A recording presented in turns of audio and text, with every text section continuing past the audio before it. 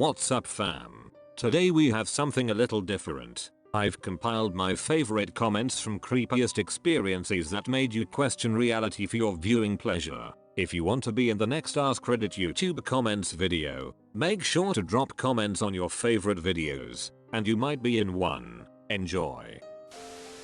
I was sleeping with my girlfriend at night on our vacation. We were in a hotel and she is very scared of the dark. I woke up hearing my girlfriend saying, "Help me please." I slowly tried to get myself alert as sitting straight up for me at the time was a terrible idea. She starts screaming and I fling the room service phone at the shadow and reached for the lamp and smacked the frick out of whoever was in there. I turn on the light and see a guy on the ground and my girlfriend sobbing and crying on the bed. Police were called and the rest aren't that interesting. I could have been killed or my girlfriend would have, but the worst part was I had to pay for the phone I threw.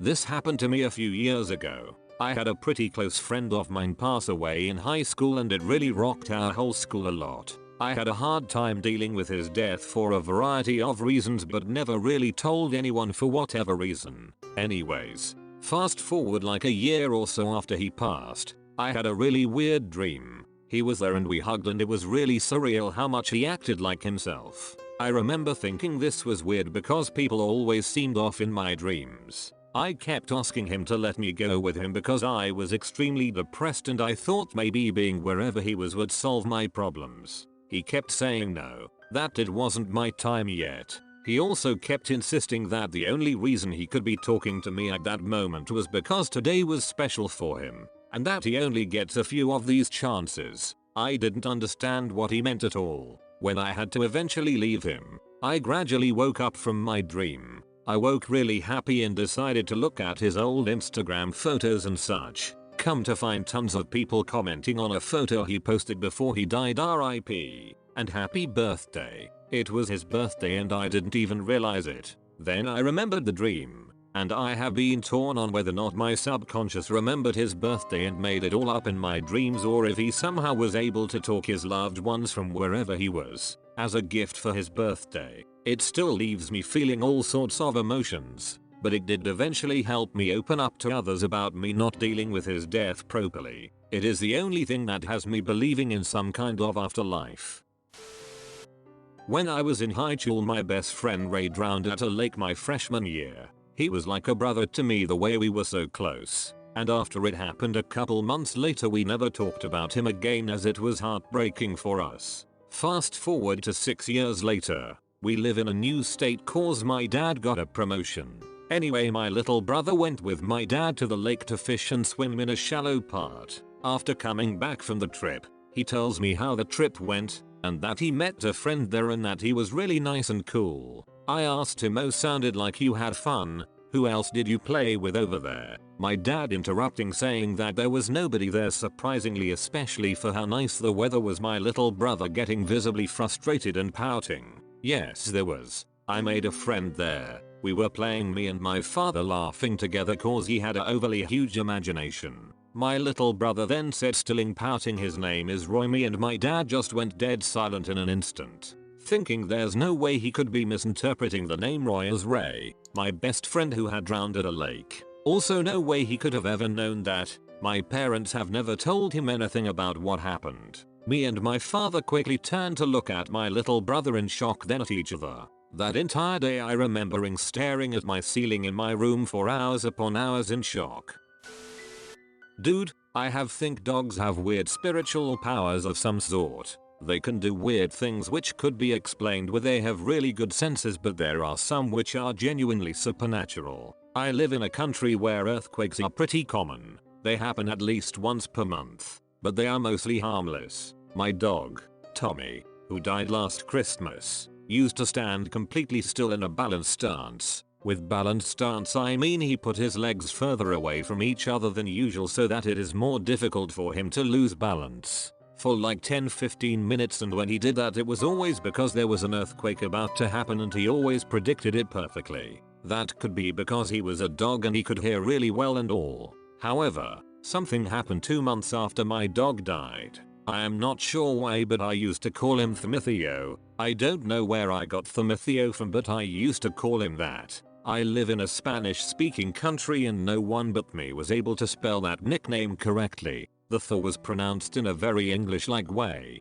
The O would sound like a hybrid between an O and an U. And it was just a really weird way to call him. When I said Thmithio, he would immediately come. He knew that was one of his many nicknames. Anyways, 2 months after he died, in the middle of the night, I was thinking about him and how he had been with me for 8 years and now wasn't. And when I was thinking about that, I said Thmithio, and suddenly I felt like he was in my room. He was not there, but I could feel him. I really cannot explain it properly. It felt good. It felt like when I looked at him directly at the eyes when he was alive. He used to have deep, sad eyes, and looking at his eyes would make me feel like when you see a puppy doing something cute. It was not scary. I was feeling safe. I said, Tommy, sorry for calling you. You can go rest in peace. I thank you for being with me for so many years out loud. The feeling stopped. I am sure it was not a dream.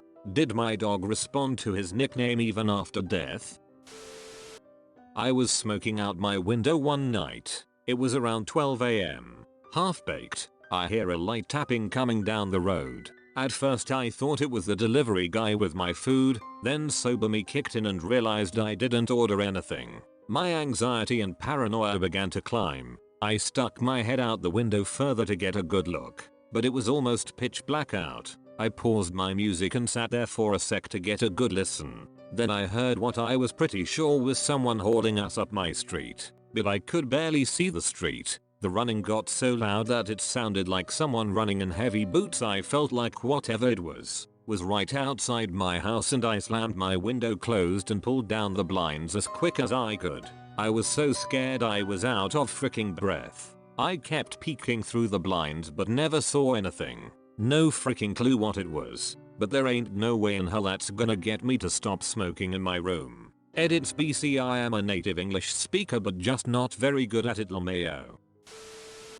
I also have a creepy childhood story in the early 2000s. First things first, sorry for my bad English, I'm Hungarian. So me and my family, dad, mom, grandpa, grandma, we lived in a Soviet era flat. You know, only one door, small rooms and few room. It all happened on Christmas Eve. I was somewhere between 3 and 6. I was very hyped about the Christmas, so I decided I'm gonna rush to the living room, check the presents deep in the midnight. It was only darkness. Then I met with a woman with white pajamas. She wasn't my mother or grandma, but I was too young to recognize, so I said hi. Then she replied a simple hi with very strange voice. The lady became blurry. Then I felt very tired and I fell and I hit my arm, and after that I can't remember nothing. I think I am blacked out.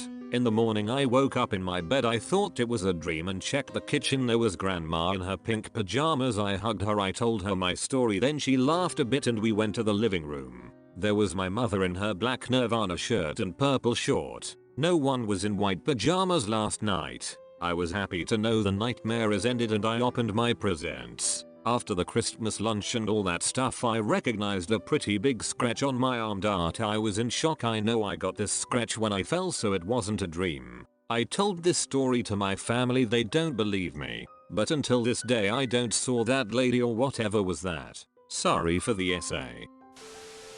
Many years ago, me and my mother claimed to see and hear a little ghost girl that lived in our house that went by the name of Shelly. I never knew a Shelly before and neither did my mom. We had moved into that rented half duplex and have lived there since 2002, and we currently are living there. We had an elderly couple living in the other half of the duplex which have lived there for a very long time, way before I was born. Me and my mother told the elderly couple about Shelly and they confirmed that a long time ago a young couple lived in our half of the duplex that had a daughter named Shelly who died from pneumonia. After finding this out, we have reported no longer seeing or hearing from any ghost girl that goes by that name. But one thing is for certain, it definitely creeped me out.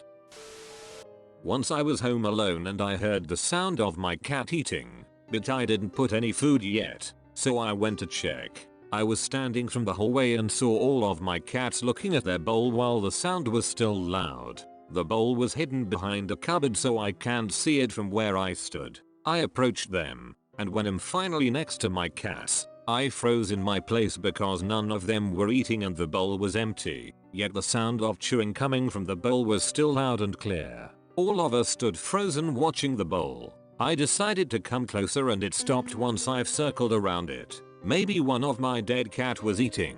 Sorry for bothering whichever you are. Thanks for watching. I hope you enjoyed this new type of video. Just a little way to show some love to you awesome people. Make sure to like and comment for the YouTube algorithm. And subscribe for more dope content. Check out these other videos below. I'll see you next time.